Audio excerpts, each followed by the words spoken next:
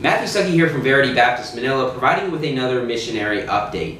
And we had 56 salvations from December 16th, which is a Sunday, to December 22nd, a Saturday. And that's a good number of people saved, obviously, but it has slowed down a little bit with it being Christmas time. Obviously, we've been spending time with family and things like that, but still lots of great soul winning taking place. Great things are happening. And the total for Sunday, December 23rd, will be part of next week's missionary update. In terms of the sermons preached, on Wednesday, December 19th, I preached on Jesus talking to Nicodemus, John chapter 3, verses 1 through 21. And John 3 is just packed with information. And I really covered a lot of stuff that's just not part of the main salvation verses, just other information that's packed in there. John 3 is actually the first sermon that really got me hooked on Pastor Anderson's preaching a long time ago. It was the second sermon of his I ever heard, and I listened to that sermon, and I was amazed how much I learned from it. There's just so much to learn in John chapter 3. And on Sunday, December 23rd, I preached a very interesting sermon as my first one, and it was called Hardcore versus Wise and Harmless from Matthew chapter 10. And this is a sermon I would not have preached a month ago, but it kind of signals a change. We're kind of a change in strategy a little bit in terms of our church, because obviously I'm starting to figure out some things in the Philippines are a little bit different than the United States. Some things work a little bit differently. So honestly, it's a tough sermon if you're from the United States to listen to, that, you might hear it and might be like, I'm not really sure about that. But honestly, my church embraced it, and other pastors I know in the Philippines really embraced it because they really understand the sort of persecution that you can get from false prophets here.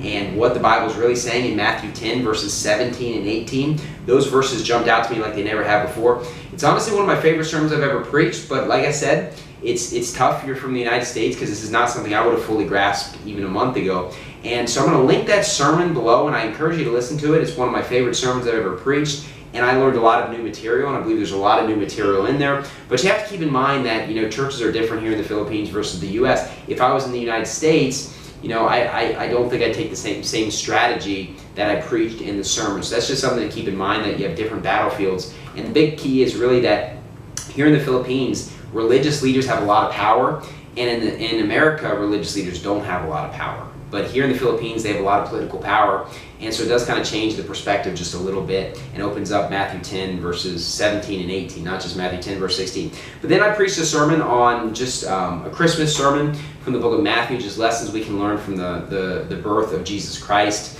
And it was kind of a bit of a shorter sermon because we spent some time fellowshipping as a church afterwards. A few people at a church were gracious enough to bring food, and the hotel we're staying at is very gracious to let us stay there, free of charge, to just eat and spend extra time together as a church family. And Brother Chris from our church preached a great sermon about "You need not that any man teach you." So that's a great sermon. We've got that up on our channel as well. Every single Sunday afternoon, what we have is men from our church who get an opportunity to preach before we go out soul winning. And I want guys at our church to get practice because that's really going to help train them, especially those that are interested in being a pastor one day. And honestly, it's encouraging and edifying to all of us. We love hearing the preaching. Guys at our church are getting great experience, but they're doing a very good job preaching. And what's great is a lot of Tagless preaching is going up there. And so it's great for a lot of people here in the Philippines that might feel a little bit more comfortable listening to Tagless preaching. Maybe they do struggle a little bit with English, and they can hear preaching that can really help edify them, because honestly the sermons have been great from the members of our church. So great things are happening, and I just encourage you to listen to that sermon, Matthew chapter 10, and it just kind of signals kind of a change in strategy, which I guess is kind of the theme for this week. But really we're just doing the old-fashioned thing. We're preaching hard, but we're really focusing on soul winning, trying to build and grow this church. And people are hearing about this church. We're having a lot of new visitors that are coming, and we're really excited about how this church is going to grow in 2019. Thank you, and God bless.